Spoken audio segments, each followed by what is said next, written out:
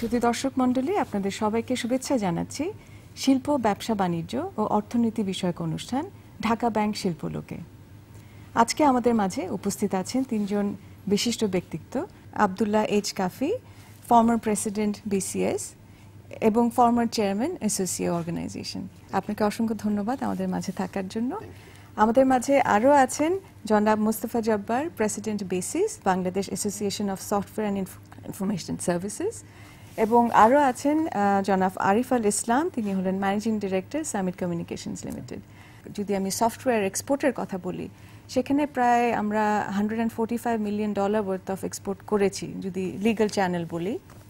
তাছাড়া আমাদের যে ফ্রিল্যান্সেস আছেন, সফটওয়্যার ফ্রিল্যান্সেস, আইটি ফ্রিল্যান্সেস, তাদেরকে যদি এখানে একসাথে করি তাহলে হয়তো $400 মিলিয়ন ওয়ার্থ অফ এক্সপোর্ট হয়েছে, which is about 14.5% growth from last year.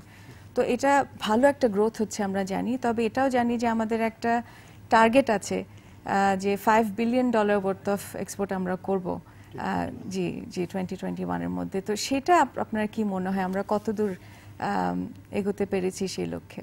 প্রশ্নটা ভালো। নাম্বার যখন শুনি তখন ভালো লাগে যে 150 মিলিয়ন আর 400 মিলিয়ন। আমি কিন্তু খুব যতটুকু খুশি তার থেকে বেশি খুশি হলে ভালো হতো। মানে আমার কাছে মনে হয় যেন মিলিয়ন ডলারে থাকার কথা না। বাংলাদেশে যে অবস্থায় আমরা আছি তাতে বিলিয়ন ডলার 2020 হবে কেন? তার আগেই হওয়া উচিত। $5 বিলিয়ন আমাদের তার আগেই হওয়া উচিত। এবং এই মুহূর্তেও আমাদের একটা প্রবলেম আমি পাচ্ছি যে প্রপার ডাটা কিন্তু ঠিকমতো নেই, যে কারণে যেটা বলা হচ্ছে যে 150 মিলিয়ন। আমরা বেসিস থেকে বলছি, মুস্তাফা জব্বার এখানে আছেন, বেসিস থেকে আমরা জানি যে ইট ইজ অ্যারাউন্ড 400 মিলিয়ন এরকম, কিন্তু আমার ধারণা এটা তার থেকে অনেক বেশি। এটা এই মুহূর্তে যদি আমরা ফ্রিল্যান্সারদের দিকে চিন্তা করি, এটা সব মিলে ক্লোজ টু $1 বিলিয়ন এই মুহূর্তেও আছে। কিন্তু এই যে বললেন যে প্রপার চ্যানেলে, এখানে কারণ হলো যে ফ্রিল্যান্সাররা অধিকাংশই ডাইরেক্ট নিজেরা টাকা নিজেরা আনে না, এবং এটা আমাদের কিছু আনার যে প্রসেস আছে সেই প্রসেসের মধ্যেও ঠিক মতো আনা যায় না বলেই সরকার যতই বলুক না কেন, ভিতরে কেন যেন আমাদের একটা সবার মধ্যে ভয় কাজ করে, স্পেশালি যখন ইন্ডিভিজুয়াল। সেগুলো আমাদের ইজ করতে হবে, এবং আমার মনে হয় এতে সুবিধা হলো এই, যারা এখন ফ্রিল্যান্সাররা কাজ করছে তারাও বেশি এনকারেজড হয়। তাদেরকে যদি ভালো মতন সার্টিফিকেট দেওয়া যায় এবং যদি ধরা যায় যে আগামী বছরের পর 5 বছর অ্যাটলিস্ট তাদেরকে কেউ ডিস্টার্ব করবে না, বিকজ নলেজ বেস ইন্ডাস্ট্রি তো খুব সহজেই অনেক কিছু ডাটা হাইড করা যায়। তো আমার মনে হয় যে এগুলো মাথার মধ্যে রাখা উচিত। আমি একটু স্ট্যাটিস্টিক্সটা দেই। আপনি যে 145 মিলিয়নের হিসাবটা দিয়েছেন, এটা হচ্ছে বাংলাদেশ ব্যাংকের হিসাব, এবং এটা ইপিবিও ঠিক ওই হিসাবটাই বলে। আমি যখন বেসিসের দায়িত্ব নিয়েছি 2 মাস আগে, তখন আমাদের একটা কমপ্লায়েন্স ফর্ম আছে। আমাদের মেম্বারদেরকে বলতে হয় যে আমার রেভিনিউ কত, ডোমেস্টিক কত, এক্সপোর্ট করেছি কত। আমি 382টি মেম্বারের ফর্ম যোগ করে দেখলাম, এই 382 জন $594 মিলিয়ন এক্সপোর্ট করে। আমার সদস্য সংখ্যা 1000, 382 হচ্ছে $594 মিলিয়ন। আমি যদি এটারে 3 গুণ করি তাহলে $1.5 বিলিয়ন উপরে চলে যায়। তা আমি খুবই কনজারভেটিভ ওয়েতে যদি চিন্তা করি, কাফি যেটা বলেছে, আমরা $1 বিলিয়ন অতিক্রম করেছি বেশ আগে, এবং 5 বিলিয়নের টার্গেট যেটা আমাদের 21 সালের, আমি বিশ্বাস করি এটা 20-এর মধ্যে আমরা অর্জন করে নেব। এখন বিষয়টা হচ্ছে এই কারণে, যে কারণ আমাদের প্রাথমিকভাবে প্রস্তুতির যে জায়গাটা ছিল, এই জায়গাটা কিন্তু আমরা অতিক্রম করেছি।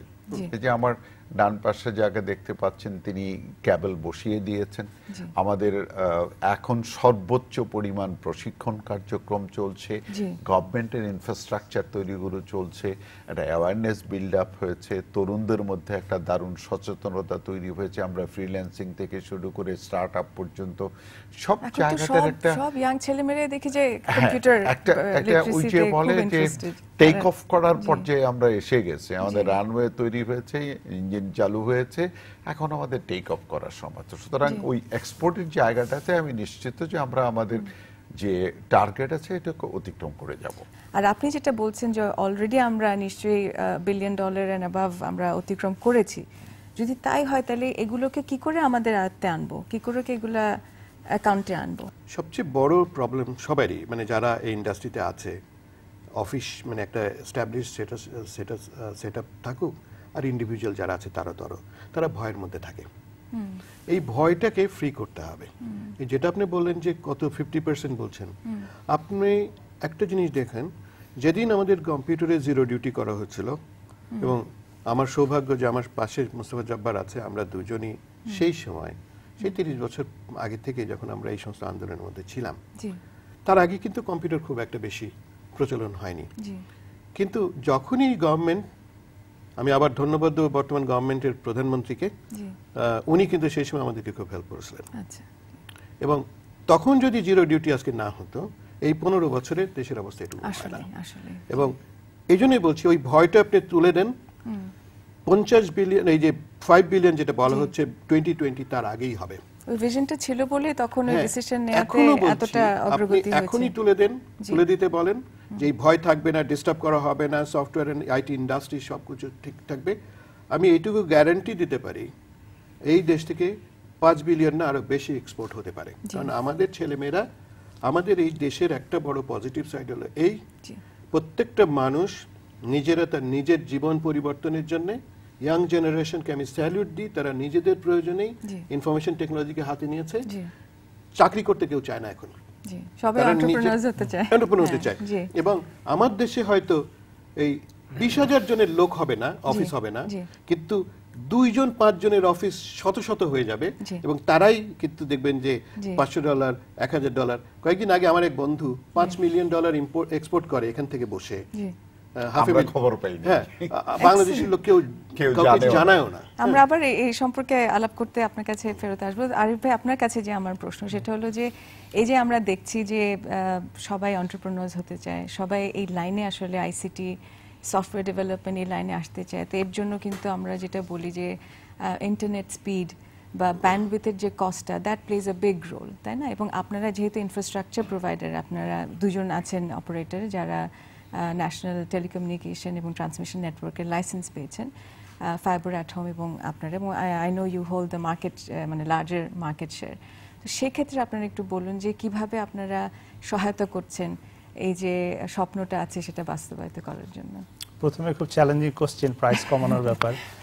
যেহেতু আমরা বিজনেস করি, আমাদের ন্যাচারালি প্রাইসটা খুব একটা ডিফিকাল্ট ম্যাটার, যে how do you balance demand and the price and the supply.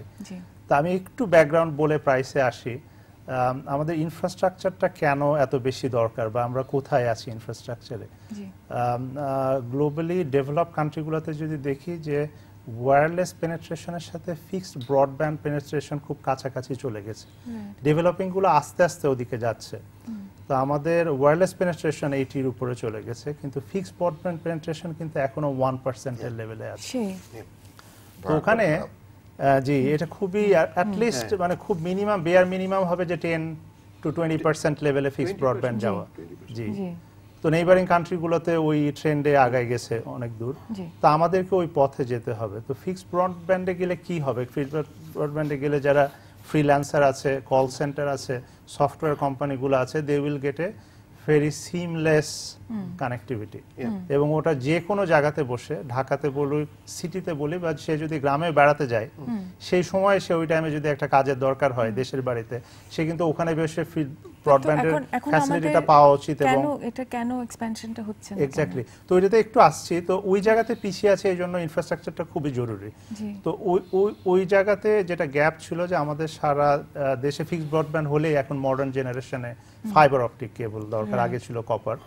তো ওখানে আমাদের 5 থেকে 7 বছর আগে যখন এনটিটিএনরা আসে নাই, আমাদের লাইসেন্স হচ্ছে nation wide telecommunication transmission network, যেটা এনটিটিএন বলে। তো ওই লাইসেন্সের আগে telecom operator, PGCB, Bangladesh railway সবগুলো মিলে রাফলি about 10,000 plus, around 10 to 12,000 kilometre network ছিল।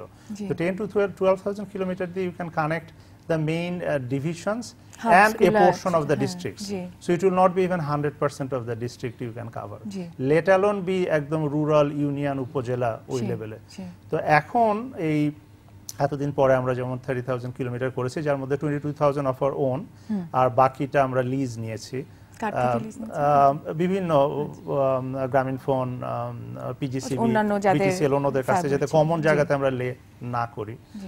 ফাইবার আটমেরও 20,000 এর আশেপাশে আছে আমাদের কম্পিটিটর যারা, প্লাস অন্যদের সবগুলো যোগ করলে it will be close two 50,000 এখন। তো কোথায় 10,000 আর 50,000, এটা কিন্তু একটা ভালো শিফট হয়েছে, ইনফ্রাস্ট্রাকচারের স্ট্রেংথ হয়েছে। কিন্তু এই 5-7 বছরে আমাদের কিন্তু আসলে সাস্টেইনেবিলিটিটা একটা কোশ্চেন ছিল। নতুন ব্যবসা ফাইবার লে করছি, ফিউচারিস্টিক বিজনেস। তো ওই সাস্টেইনেবিলিটিটার কারণে আমরা অত অ্যাক্সেস লেয়ার যেটা বলে, ইনফ্রাস্ট্রাকচার লেয়ার, অ্যাক্সেস লেয়ার যেটা একদম গ্রামে গঞ্জে পৌঁছে যাওয়া, বাড়ির কাছাকাছি পৌঁছে যাওয়া, ওই লেভেলে অতখানি যেতে পারে না। আমরা স্টিল এই 50,000 kilometre still connecting all district and majority of the upazila, উপজেলার হেডকোয়ার্টার পয়েন্ট। কিন্তু উপজেলার তো আরো অনেক জায়গা আছে, যেটা info Sarkar project. Info Sarkar project will immensely help us. খুবই অ্যাম্বিশিয়াস প্রজেক্ট, গভর্নমেন্ট প্ল্যান করছে যে ইউনিয়ন লেভেল পর্যন্ত আগামী 1 বছরের মধ্যে নিয়ে যাবে। অলরেডি উপজেলা লেভেলে নিয়ে গেছেন, এখন ইউনিয়ন লেভেলে নিয়ে যাবে। তো ওটার আন্ডারে আমরা কাজ করছি ইউনিয়ন কানেক্টিভিটির জন্য।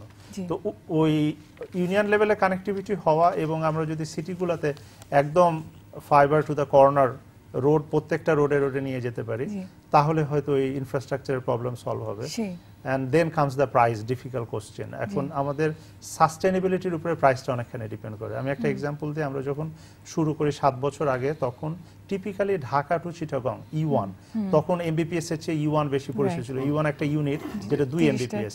তো 2 এমবিপিএস এর প্রাইস ছিল সামহোয়ার অ্যারাউন্ড, টেলিকম অপারেটরদের যেহেতু ইনফ্রাস্ট্রাকচার ছিল ওনারাই দিতেন, সামহোয়ার অ্যারাউন্ড 25,000 to 30,000 টাকা।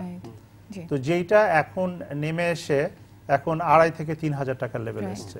আর যদি হেভি ব্যান্ডউইথ না, এটা আরো কম। কিন্তু এই প্রাইসটাও কিন্তু নেইবারিং কান্ট্রিজ এর থেকে কিন্তু বেশি আছে। এক্স্যাক্টলি। আর ওইটা গ্রোথের সাথে রিলেটেড। স্কেলটা যত বাড়ছে তত কমছে। যেমন সেম ইন্টারনেটের ওই 6-7 বছর আগে 30 গিগাবাইট আমরা ইউজ করতাম টোটাল ন্যাশনাল কনজাম্পশন, এখন 200 প্লাস করে 250 রিচ করছে। তো ওই তখন ইন্টারনেটের প্রাইস ছিল 7-8 হাজার টাকা পার এমবিপিএস, এখন হয়ে গেছে 400-500 টাকা পার এমবিপিএস। তো ওই ভলিউমের সাথে করছে। তো hopefully software association, computer council, computer সমিতি যে কাজগুলো করছে, ফ্যাসিলিটেশনের কাজ, আইসিটি মার্কেট ডেভেলপ করছে, it will give us lot of bandwidth, scale benefit, and then slowly price will come down. জি, মুস্তাফা জব্বার সাহেব, আপনার কাছে যে আমার প্রশ্নটা সেটা হলো যে আপনি হলেন বিজয় কিবোর্ডের আবিষ্কারক, এবং তার সাথে আপনি বেশ কিছু কর্মসূচি হাতে নিয়েছেন যাতে করে আমাদের স্কুল কলেজে একদম ছোট যে বয়সের ছাত্রছাত্রীরা, তাদেরও যাতে পাঠ্যপুস্তকে আমরা এই কম্পিউটার লিটারেসিটা সংযোজন করতে পারি। তো এটা নিয়ে একটু বলুন যে কতদূর আমরা এখানে এগিয়েছি, এবং আপনার কি মনে হয় সামনে আর কি ধরনের উদ্যোগ নেওয়া উচিত যাতে এডুকেশন লেভেলে আমরা এই ধরনের ট্রেনিং বা নলেজ ডেভেলপ করতে পারি, যাতে বাই দ্য টাইম আমাদের এই ধরনের সিস্টেম টুলস আছে যাতে আমরা ওরকম স্কিলড রিসোর্সেস পাই যারা এই ধরনের। ধন্যবাদ আপনাকে। প্র্যাকটিক্যালি আমরা যখন 2008-এর ডিসেম্বরের 12 তারিখে প্রধানমন্ত্রীর মুখে ডিজিটাল বাংলাদেশের কথা বললাম, তখন আমাদের কি আসলে করতে চাই ডিজিটাল বাংলাদেশ বলতে স্পষ্ট ছিল না। অনেকের কাছে ধারণাটাই আসলে সেইভাবে কাজ করেনি। আমাদের দিক থেকে আমরা কিন্তু খুব সুনির্দিষ্ট একটি লক্ষ্য নিয়ে গিয়েছি। আমাদের 3টি ধারায় যদি দেখি, তাহলে প্রথমত হচ্ছে সরকারের ডিজিটাল হওয়া মানে হচ্ছে কাগজবিহীন একটি সরকার।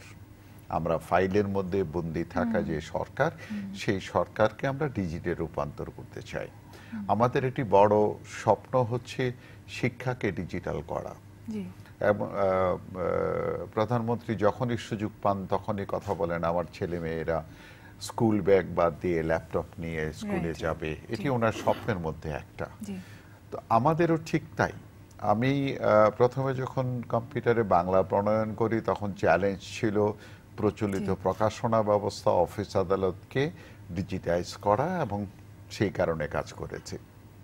99 সালে আমি ঢাকার কাছে গাজীপুরে একটা স্কুল করি, যে স্কুলটার প্রধানতম টার্গেট ছিল যে শিশু শ্রেণীতে পড়ে সে কম্পিউটার ব্যবহার করতে শিখবে। এটি তখন দুঃস্বপ্ন মনে করা হয়েছে, এবং আমি প্রচুর গালি খেয়েছি যে এরকম। এটা কবেকার কথা? 99 সালে।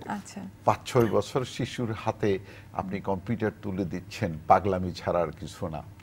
কিন্তু আমি ফলাফল যেটা দেখেছি সেটি হচ্ছে ওই শিশুরা এত চমৎকারভাবে সেটি ব্যবহার করতে পারে যেটি বড়রা পারে না। আমি যখন ওদেরকে উইন্ডোজ 10 এবং তার মধ্যে অফিস দিয়ে আমি ট্যাবগুলো দেই, তার মধ্যে পাসওয়ার্ড দেওয়া ছিল, ইউজার নেম ছিল, আমি দেওয়ার সময় বহুজন আমাকে বলছে এরকম জঘন্য কাজ করা ঠিক হবে না। আমি যখন আসি তখন আমি শিক্ষককে জিজ্ঞেস করলাম আপনার সমস্যা কি বলেন তো, বলে একটাই সমস্যা, এদের একটা ট্যাবও আমি খুলতে পারি না। কেন? বলে সবগুলোর পাসওয়ার্ড এরা চেঞ্জ করে ফেলছে। তো এই জেনারেশনের জন্য কাজ করা, আমি এবার ক্লাস 3 পর্যন্ত পাঠ্যপুস্তককে রূপান্তর করে ফেলেছি। আমার টার্গেট হচ্ছে অন্তত পক্ষে প্রাইমারিটা প্রথমে করা, বাংলা ইংলিশ দুটোতেই আছে একেবারে সমস্ত কিছুর ক্ষেত্রে, এবং স্কুল ব্যাগ কাঁধে ছাড়া যেন স্কুলে যাওয়া। যেহেতু আমরা বলছি যে আমরা চাই যে বুকলেস বা পেপারলেস অফিস হোক, বা স্টুডেন্টরা যাতে পড়াশোনা করতে পারে, তো এটার ডেভেলপমেন্ট কেমন হচ্ছে? ম্যানুফ্যাকচারিং অফ এই ডিভাইসেস বাংলাদেশের কথা যদি বলি, আমি জানি এখানে ট্যাক্সেশনের কিছু ইস্যুস আছে। আমরা যদিও বলছি জিরো ট্যাক্সেশন, কিন্তু এখানে বিভিন্ন ধরনের আইটেম একসাথে করে একটা হয়তো প্রোডাক্ট ডেভেলপ করা হয়, তো সেখানে বেশ কিছু জায়গায় ওই শুল্কটা যেভাবে করে স্থাপন করা হচ্ছে সেটা মনে হয় আমাদের যারা ইউজার্স তারা আসলে অত ইজিলি এটা অ্যাফোর্ড করতে পারছে না, যদিও আমরা বলছি যে এটা ট্যাক্স ফ্রি। সো এটা সম্পর্কে একটু বলুন। ধন্যবাদ, এটা খুব একটা ক্রিটিক্যাল কোয়েশ্চেন। আমরা অনেক কিছুই চাচ্ছি, ইয়াং জেনারেশনকে তুলতে চাচ্ছি, দেশ ডেভেলপ করতে যাচ্ছে। একটু আগে বললাম যে 5 বিলিয়ন ইন 2020, 2021, সবই খুব ভালো জিনিস। গভর্নমেন্ট অনেক কিছু ভালো ভালো কাজ করেছে। 17 বছর আগে যখন জিরো ডিউটি করা হয়েছিল, 17 বছরে কিন্তু টেকনোলজি ট্রেমেন্ডাস চেঞ্জ হয়েছে। এই গ্যাজেটগুলো সেই কম্পিউটার আর নাই যার ডেফিনেশন আগে ছিল। যে এইচএস কোডের কথা একটু আগে আমার বন্ধু বলছিলেন, যে এইচএস কোড, সেই এইচএস কোড কিন্তু অনেক রকম চেঞ্জ পরিবর্তন দরকার, সেগুলো এখন নেই। না থাকাতে হয়েছে কোথায়, ওই কম্পিউটারের স্পেসিফিক পার্টটা জিরো ডিউটি কি কি আছে, জিরো ডিউটি তো না, অ্যাকচুয়ালি 3% এরকম একটা ডিউটি রাখা হয়, কিন্তু এর সাথে আনুষঙ্গিক যা আছে পারিপার্শ্বিক, যেটা ছাড়া ওই কম্পিউটার চলে না, সেইগুলো দেখা যায় সবই ওই দেখা গেল যে 10% ডিউটি, ভ্যাট ট্যাট মিলিয়ে দেখা যাচ্ছে 30-40% ডিউটি হয়ে যাচ্ছে। এই কারণে সহজলভ্যতা হচ্ছে না। আর আমার কাছে সবসময় মনে হয় যে আমি আবার ফিরে যাব সেই ইয়াং জেনারেশনের কাছে, যে ওদের পিছনে যদি আমরা ইনভেস্ট না করি, this is one kind of invest, এবং কিন্তু এটা দেশের জন্য ইনভেস্টমেন্ট। আমরা সবকিছুই করছি ইনফ্রাস্ট্রাকচারে, যেটা হয়েছে 30,000 কিলোমিটার, 50,000-55,000 কিলোমিটার আমরা টোটালি অলরেডি ইনফ্রাস্ট্রাকচারের কেবল লাইন লে করা হয়েছে। আমাদের ছেলে মেয়েকে পড়ানোর জন্য চেষ্টা করা হচ্ছে, বইও ভালো ভালো বই থেকে বরং টেক্সট অলরেডি কম্পিউটারে চলে আসছে, কিন্তু ওই ছেলে মেয়েগুলোকে শেখানোর জন্য যে টুলসটা দেওয়া হবে সেটা কিন্তু পিছিয়ে যাচ্ছে। দুইটা কাজ হতে পারতো, এক হলো দেশে সেটা করা, গভর্নমেন্ট একটা প্রজেক্ট নিয়েছিল, সেই প্রজেক্টটা দেখানো হয়েছে কিন্তু অতখানি হয় না, পপুলার হলো না। এখন ইম্পোর্ট করতে গেলেও যে জিনিসগুলো ঝামেলাগুলো আছে সেগুলো, আমি একটা এক্সাম্পল দিতে চাই। থাইল্যান্ডে গত বছর এই ট্যাবের কথা মনে হয়, ট্যাবলেটের কথা মনে হচ্ছে, 1.5 মিলিয়ন ইউনিটস অফ ট্যাবস তারা ক্লাস 5 এর স্টুডেন্টদেরকে দিয়েছে থাইল্যান্ডে। 1.5 মিলিয়ন ইউনিটস ফ্রি। থাই গভর্নমেন্ট দেখছে যে তাদের বাচ্চাদেরকে, ফিউচার জেনারেশনকে যদি ইন্টারন্যাশনাল এরিনাতে ফাইট করতে হয়, তাদেরকে কম্পিউটার শিখতে হবে, এবং শুধু থাই ল্যাঙ্গুয়েজে না, ইংলিশ ল্যাঙ্গুয়েজ এবং অন্য ল্যাঙ্গুয়েজে। এই ধরনের কিছু যদি আমরা ইমপ্লিমেন্ট করতে চাই, অবশ্যই আমাদের এখানে কস্ট কমাতে হবে। আমাদের এখানে যে দুঃখজনক দিকটা ছিল যে আমরা নিজেরা এই যন্ত্রপাতি উৎপাদন করতে পারছিলাম না। দোয়েল যখন ফেইল করলো তখন একটা নেগেটিভ প্রচারণা হয়েছে। আপনার জন্য একটা সুখবর দিতে পারি, সেটি হচ্ছে এই মাসের 22 তারিখে আমাদের একটি দেশীয় কোম্পানি প্রথমবারের মতন আমাদের এখানে অ্যাসেম্বল করা ল্যাপটপ বাজারে ছাড়ছে, যেটি বাইরের যে প্রোডাক্টগুলো আসে, হ্যাঁ ওয়ালটন, ওরা প্রায় 20% কম দামে দেবে, কোয়ালিটি সেম মেনটেন করে। তাদের সাথে আমরা বাংলা সফটওয়্যার দিচ্ছি, একই সাথে আমরা ডিজিটাল কন্টেন্ট দিচ্ছি, ফলে যাত্রাটা আমরা কিন্তু শুরু করতে পারছি।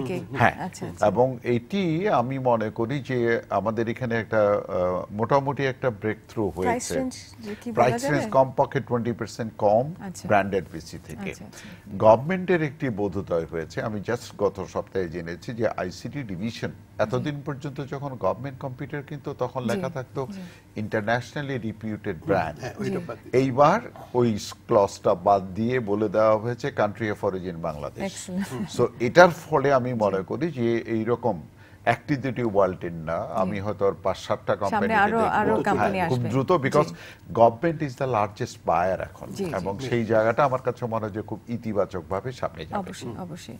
আরিফ আল ইসলাম, আপনার কাছে যে প্রশ্নটা সেটা হলো যে আমরা জানি আপনারা মোবাইল অপারেটরদের কানেক্ট করছেন এবং আমাদের 120 মিলিয়ন মোবাইল ফোন কাস্টমার্স এখন আছে 160 মিলিয়ন পিপলের মধ্যে, তো সেটা তো বেশ ভালো পেনিট্রেশন হয়েছে এবং ভয়েস থেকে এখন ডেটাতেই কিন্তু শিফট হচ্ছে।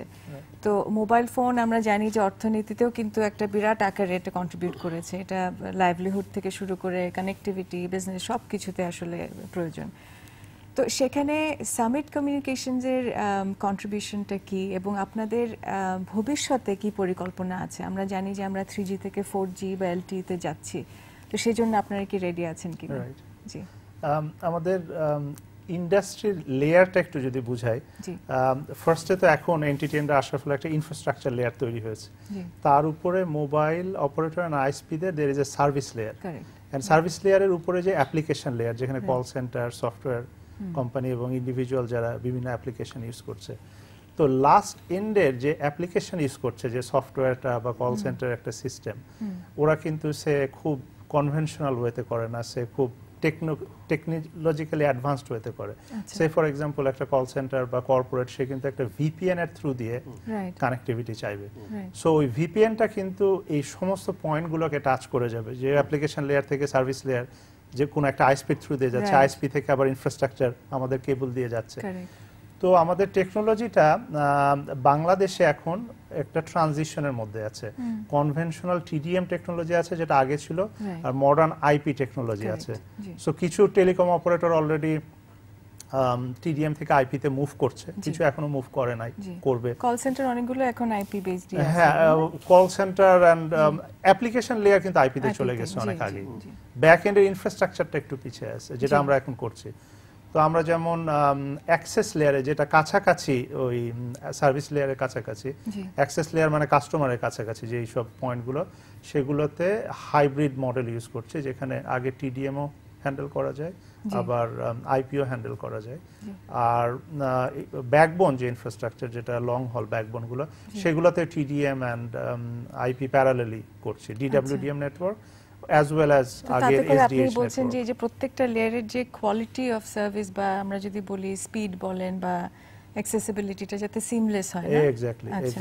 তো এখন আমার কাছে যাতে একটা আগে টিডিএম টেকনোলজির কোনো কাস্টমার আসলেও সার্ভ করতে পারি, আইপিরও সার্ভ করতে পারি। Future is IP. আগামী 5 বছরে দেখবেন সবাই আইপিতে মুভ করবে, আমরা আইপিতে মুভ করব, টিডিএমটা and SDH will go away. তো এখানে আমরা রাফলি 3000 বেজ স্টেশন কানেক্ট করছি। আপনারা যে এখন 3G কল করছেন, ওটা আসলে টেলকোর বেজ স্টেশনে যাচ্ছে, সেখান থেকে আমার ইনফ্রাস্ট্রাকচারে যাচ্ছে, সেখান থেকে আমি টেলকোকে হয়তো ওদের মেইন সুইচিং পয়েন্টে হ্যান্ড ওভার করছি, আবার ওখান থেকে আবার পিক করে আবার আরেকটা বেজ স্টেশনে হ্যান্ড ওভার করছি। তো ওই ব্যাকবোন সাপোর্টটা দিচ্ছি আমরা টেলকোগুলোকে। আমাদের নেটওয়ার্ক যেভাবে তৈরি করেছে, এটা ওই আইপি নেটওয়ার্কটা capable to do 4G as well. কারণ 4G তো খুব সুন আসবে, 3G আসলেই নেক্সট কল ইজ 4G। তো এটার সাথে একটা আনুষঙ্গিক একটা প্রশ্ন আসে, যেহেতু এটা ব্যবসা বাণিজ্য অর্থনীতি নিয়ে অনুষ্ঠান, আসলে যে শিল্প বলেন বা আপনাদের যে সার্ভিস প্রোভাইডাররা আছেন এবং আপনারা যারা আছেন, যাদের আমরা দেখছি যে ফ্রিল্যান্সার্স আছে, কোম্পানিজ আছে যারা সফটওয়্যার ডেভেলপ করছে, তো এই যে আইসিটি কতটা এই অর্থনৈতিক যে উন্নয়নে সহায়তা করছে, কত রেটে এটা আসলে বেড়ে যাচ্ছে because of the utilisation of all this softwares applications? Deloitte and টুশের একটা রিপোর্ট আছে, গ্লোবাল রিপোর্ট, আইটিইউ এন্ড অনেকে এটাতে কন্ট্রিবিউট করেছিল, ওয়ার্ল্ড ব্যাংক এন্ড এভরিওয়ান।